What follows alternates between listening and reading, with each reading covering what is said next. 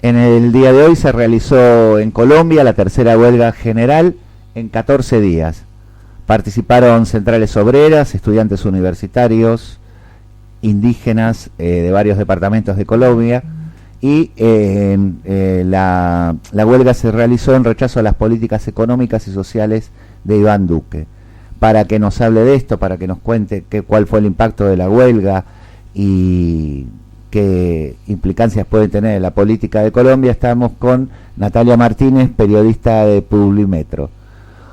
Hola Natalia, te hablamos de acá de Argentina, de Buenos Aires, de Medios Raros, Ezequiel, Marcelo y Carlos. ¿Cómo te va? Buenas noches.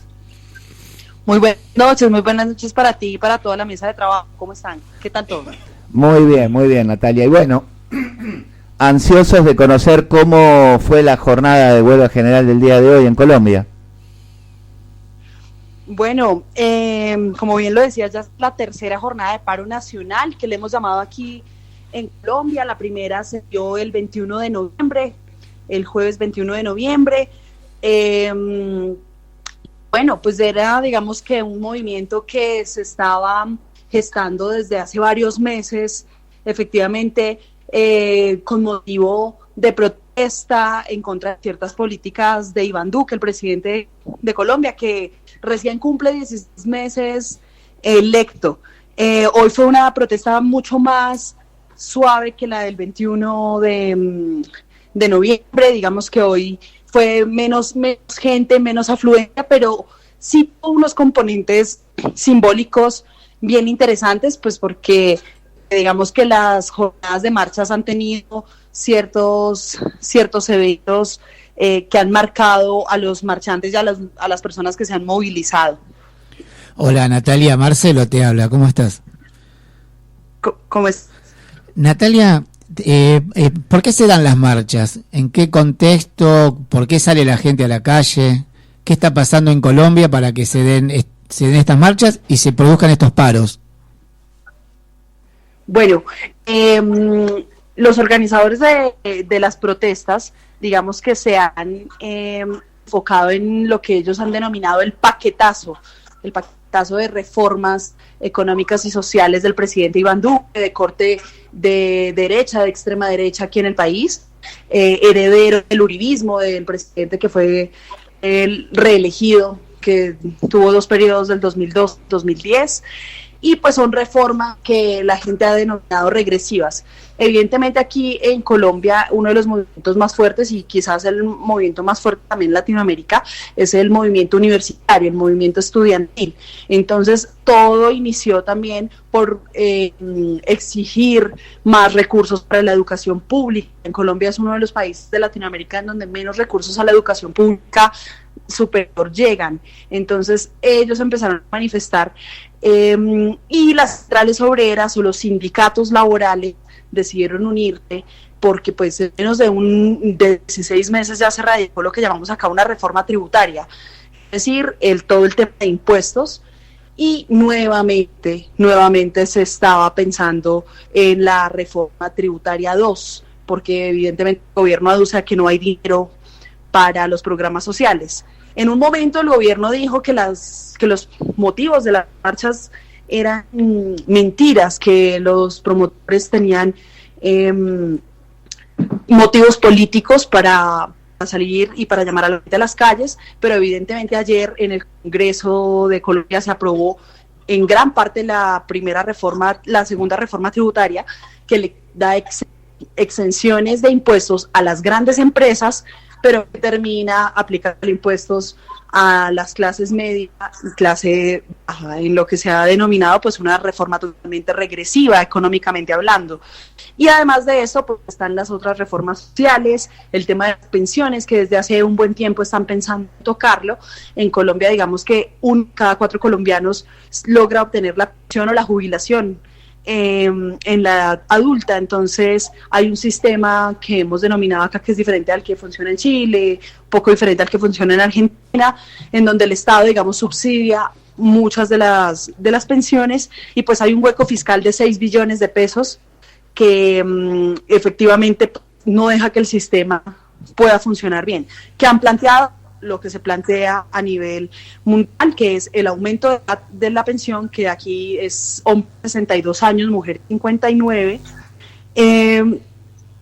y extender más las semanas de trabajo. Entonces, digamos que los movimientos salieron a decir no podemos, el sistema pensional por sí no deja pensionar a la gente, si extendemos más la edad, pues menos gente se va a pensionar.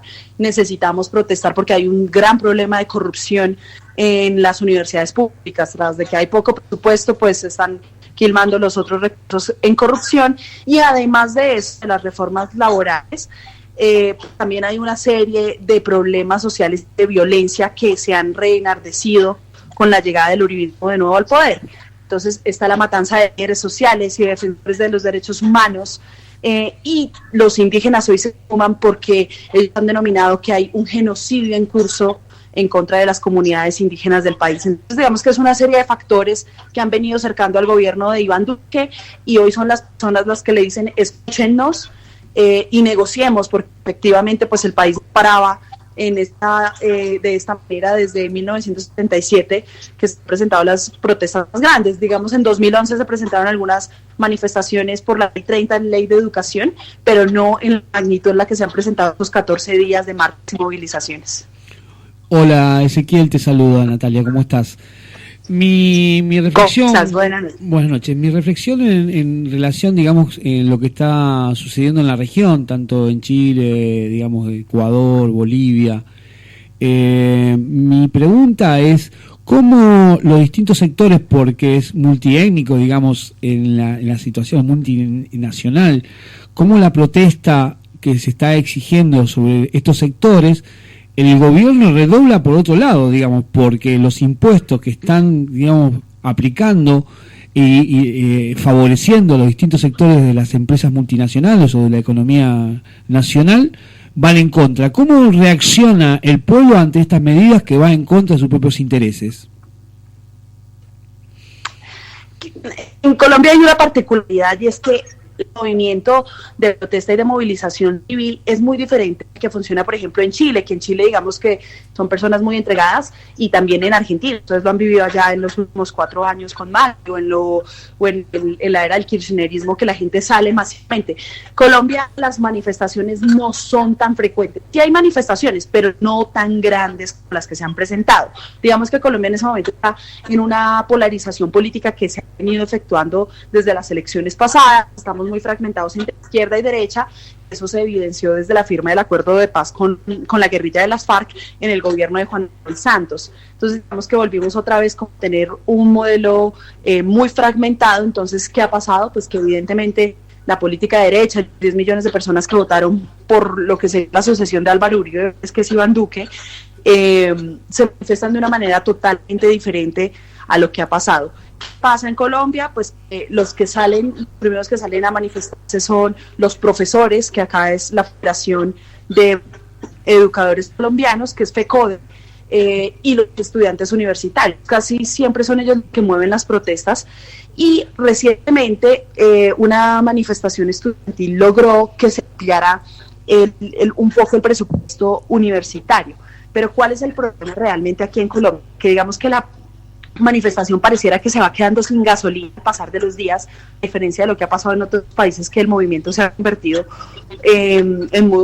con mucha fuerza. Aquí en Colombia, digamos que las cosas se van como degradando. En ese mismo momento, a las 7 de la noche en Colombia, se está evocando lo que es el simbolismo del cacerolazo, que también se hizo en Chile.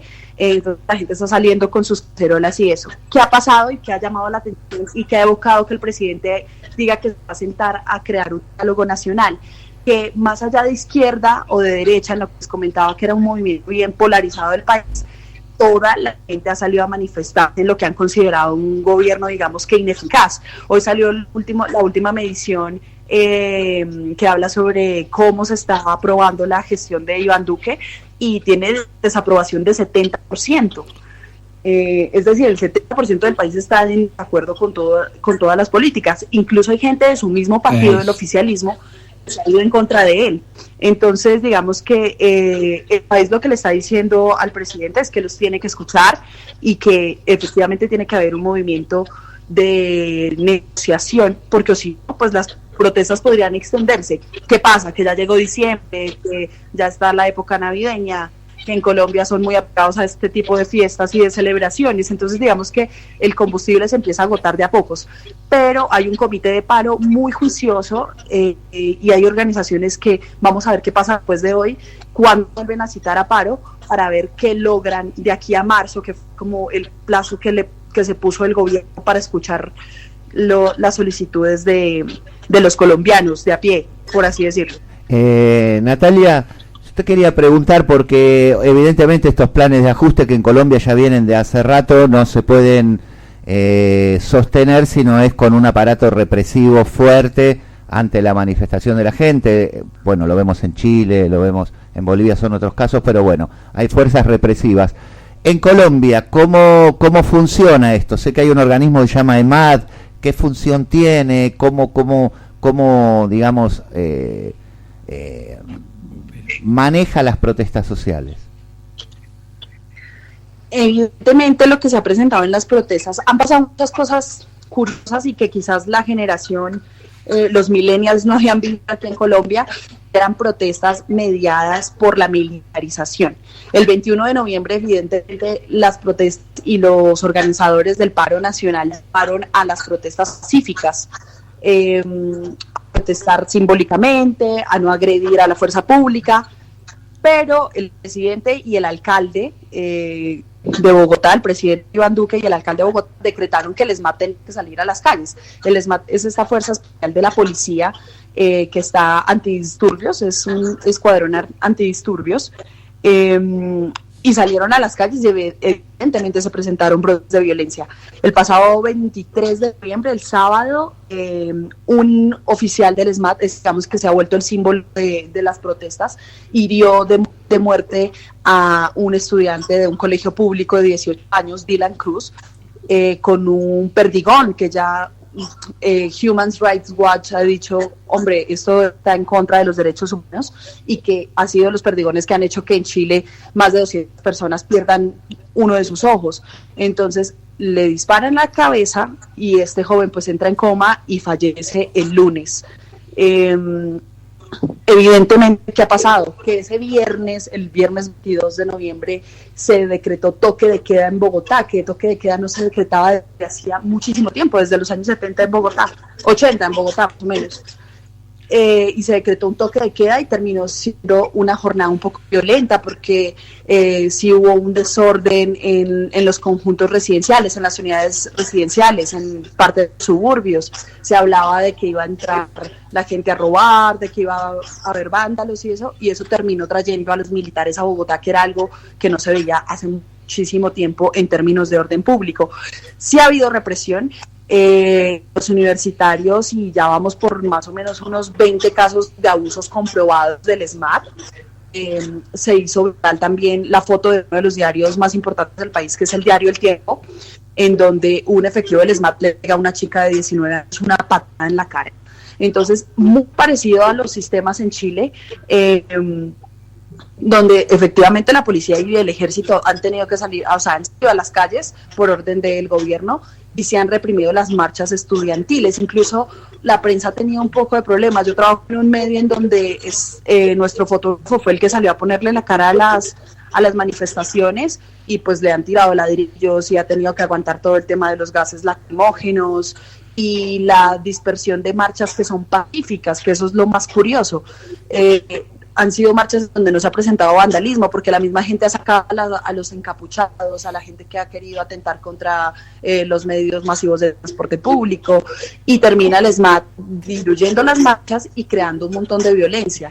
Hoy se presentaron ciertos casos en los barrios periféricos de Bogotá, en donde la policía ingresa y efectivamente termina ocasionando enfrentamientos violentos. Se está debatiendo en este momento la posibilidad del comité de paro del desmonte del ESMAD. porque evidentemente no es un servicio que esté prestado al pueblo como debería ser, sino todo lo contrario, es un servicio que utiliza el gobierno para diluir las manifestaciones civiles, que son evidentemente un derecho. Entonces sí se ha visto una represión policial, y afortunadamente las redes sociales y los medios de comunicación han visibilizado que hay toda una serie de atropellos y abusos de autoridad por parte de la policía. Como tú sabes, digamos, acá en Argentina los medios de comunicación hegemónicos no muestran todas estas cuestiones de lucha del pueblo en la calle, que evidentemente nosotros, los oyentes también, y no tener mucho conocimiento. Mi pregunta está dirigida, si bien vos decías que las manifestaciones y los que encabezaban eran los profesores o la universidad, ¿qué pasa con el sindicalismo en Colombia? Bueno, hay un factor importante. Primero, refiriéndome al tema de los medios de comunicación, afortunadamente hoy estamos en la era de los mil ojos, de la era de las redes sociales. Entonces las redes sociales terminan evidenciando lo que a veces los medios hegemónicos no quieren mostrar. Afortunadamente, digamos que el cubrimiento del paro, por ser, digamos que inédito en la historia reciente de Colombia, ha tenido muy buen cubrimiento. Los canales nacionales han dedicado gran parte de eso, y digamos que los periódicos, la prensa ha tenido que dedicar un espacio, independientemente de los sesgos ideológicos que existan, han tenido que dedicarle espacio a la protesta. Eso para hablar de los medios de comunicación, digamos un medio como Publimetro, que es un medio gratuito, pues evidentemente ha informado sobre todo lo que ha pasado del paro, todas las jornadas de protestas. Ya con respecto a la otra pregunta y en temas de sindicalismo, ¿qué es lo que pasa en Colombia? Lo que pasa en Colombia es que priman muchas veces los intereses políticos. Entonces, estos sindicalismos que se organizan en torno a una figura por cuestiones políticas y por cuestiones de negociaciones, a veces terminan viendo un poco las protestas. Por eso es que las protestas universitarias a veces terminan teniendo más relevancia, porque son protestas limpias, digamos, de esas participaciones políticas. En Colombia, uno de los movimientos más fuertes, yo creo que en Latinoamérica e incluso en los Estados Unidos, es el movimiento de los sindicalistas de transportadores, los camioneros, llamamos acá, y evidentemente ellos están al lado del gobierno porque tienen ciertas concesiones políticas con el gobierno de ultraderecha. Entonces los camioneros que podrían sumarse a la protesta y lograr que se dé un real paro, no se sumaron. El gremio de los taxistas, aquí los taxistas son muy fuertes porque son muy organizados en cuanto a las manifestaciones, tampoco se sumaron al paro. Digamos que hoy lo que le da un nuevo respiro a las manifestaciones es que haya involucrado la Guardia Indígena, los indígenas de diferentes partes del país. Pero hay ciertos problemas con la CUT, que es la Central Unitaria de Trabajadores, que también ahorita digamos que va a entrar en una puja por lo que va a ser el aumento del salario mínimo. Con FECODE pasa lo mismo. Digamos que hay una cuestión de mediación política entre los sindicatos que a veces hace que las manifestaciones ciudadanas se diluyan un poco. Incluso hubo problemas porque han sido 3 jornadas de paro que fueron convocadas por los sindicatos, pero la gente, en una reacción ¿cómo podría decirse? Que nacida de sus propias luchas y eso, decidió seguir en las calles, salir a protestar, lo que fue el viernes 22, el viernes 23 y las manifestaciones que se han dado cívicas en estos días. ¿Y qué salieron a decir las centrales obreras? Que evidentemente ellos no estaban convocando este paro, sino que han sido los únicos 3 días que ellos han denominado. Entonces sí ha sido curioso un poco el papel de los sindicatos. Igual pues siempre terminan mediando algunos movimientos políticos y eso, pero de hablar de juicio, el Comité Nacional del Paro ha estado un poco más juicioso y ha logrado como evadir un poco todos esos temas políticos que se pueden presentar en los sindicatos aquí en Colombia. Hola, Natalia. ¿Qué tal? ¿Cómo te va? Graciela te Hola, habla. ¿cómo estás? ¿Qué tal? Te quería hacer una pregunta en cuanto a que estamos observando que los que se movilizan son movimientos que están organizados, como en este caso los universitarios y también parece ser el pueblo indígena. ¿Qué pasa con el resto de la población? ¿Qué es lo que piensa que es, cuál es la opinión masiva o la opinión que mandan los medios de comunicación, ¿no? Perfecto. Como les comentaba, digamos que la población colombiana no es muy asidua a las manifestaciones de largo aliento como estas que se han presentado. Digamos, yo las que evidencié con más fuerza fueron las del 2011, las que les decía que eran las de los universitarios. En el 2011, que duraron más o menos 7 días y tuvieron un impacto real. Lograron que el presidente Juan Manuel Santos, presidente de ese entonces, se sentara a negociar con los estudiantes ciertas cosas que en el papel se hayan cumplido o no más adelante, eso es otro tema. ¿Qué pasó con esta protesta del 21 de noviembre que logró mover, digamos, un poco el sentimiento nacional? Y es que, como les comentaba ahorita, es un país muy polarizado, logró que las personas que se identifican como de centro, que no se identifican ni de derecha ni de izquierda, salieran a manifestarse. El movimiento 21 fue un movimiento muy grande, aunque el gobierno entregó unas cifras totalmente distorsionadas, porque hablaba de 240.000 personas en las calles en todo el país. Se está hablando de que realmente fueron 2 millones de personas en las calles, algo que no se veía hace mucho tiempo. Y lo que se puede palpar en la gente es que la gente también está un poco aburrida, la clase media está muy colgada en cuanto tiene que ver con los temas económicos y sociales. Entonces, efectivamente sí hay como un descontento de la gente en general, pero la gente no es tan asidua a las manifestaciones. Digamos que las manifestaciones se van diluyendo con los días. Aquí lo que ha sido simbólico y lo que denotó que gran parte de la gente que incluso no pudo salir a manifestarse porque estaba trabajando, en fin, fue el cacerolazo.